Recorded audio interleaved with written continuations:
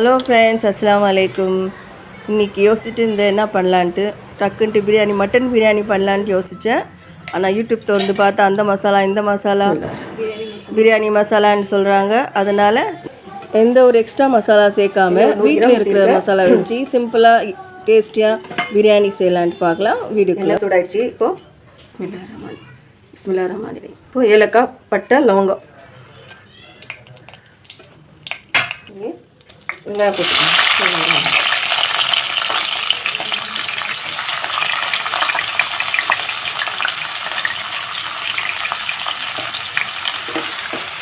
வெங்காயம் நல்லா பொன்னிறமாக வறுக்கணும்.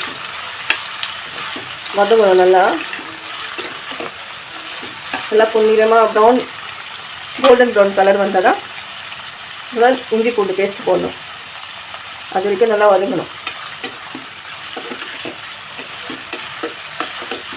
மசாலா பொருட்கள் வேறு எதுவுமே சேர்க்குறது, வெறும் மிளகாத்தூள், மஞ்சள் தூள், அவ்வளோதான். இந்த பிரியாணி மசாலா அப்புறமா அரைச்சி போடுறது அதெல்லாம் ஒன்றுமே இல்லை. இதுதான் பிரியாணி செய்கிறது மெத்தட்.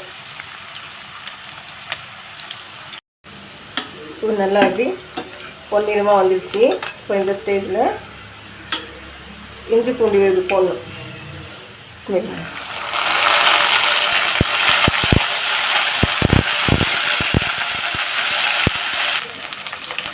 தக்காளி கொத்தமல்லி, புதினா,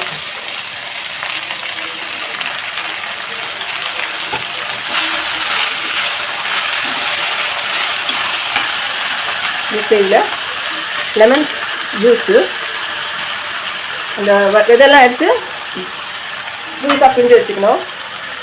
இதோட தயிர் போட போகிறேன் 2 ஸ்பூனு.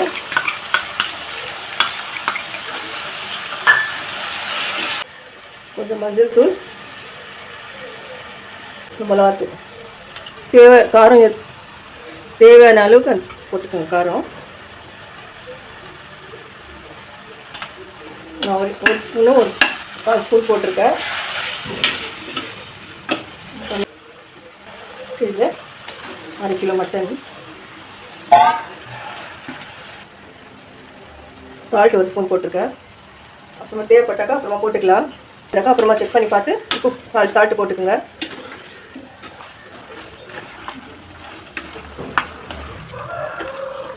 தக்காளினா நல்லா வந்துக்கணும். தக்காளி நல்லா மேஷ் ஆன பிறகு தேவையான அளவுக்கு தண்ணி ஊற்றிக்கலாம். ஒரு கிளாஸ் ரைஸ் பாஸ்மதி 2 கிளாஸ் தண்ணி ஊற்றணும். 2 கிளாஸில் 1.5 கிளாஸ் ஊற்றணும்.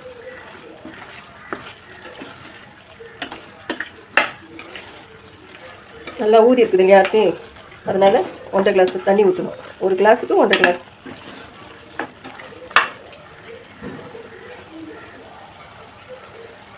போட்டு கொஞ்சம் தண்ணி போட்டு குக்கர் போட்டு மூடி வச்சுக்கலாம். குக்கர் விசில் வந்துட்டோம். இந்த மட்டன் நல்லா வேகணும். மட்டன் வெந்த பிறகு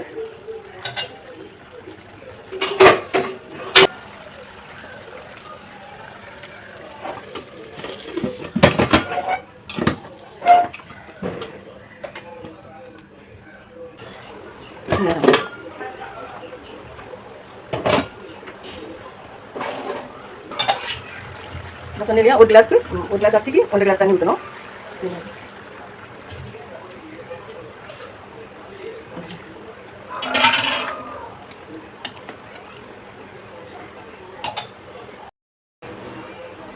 அரிசி போட்டுக்கலாம்.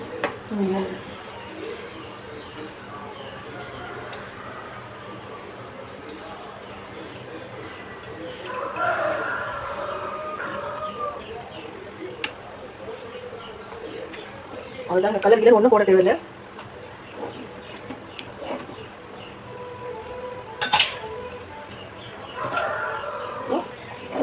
குக்கர் மூடி ஒரு 2 விசில் விட்டுக்கலாம்.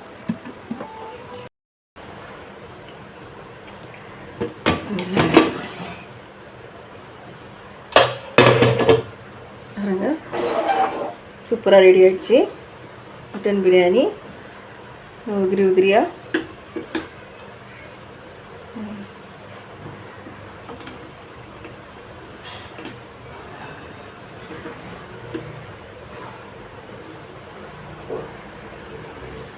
இதே மாதிரி நீங்களும் வீட்டில் செஞ்சு ட்ரை பண்ணி பாருங்கள்.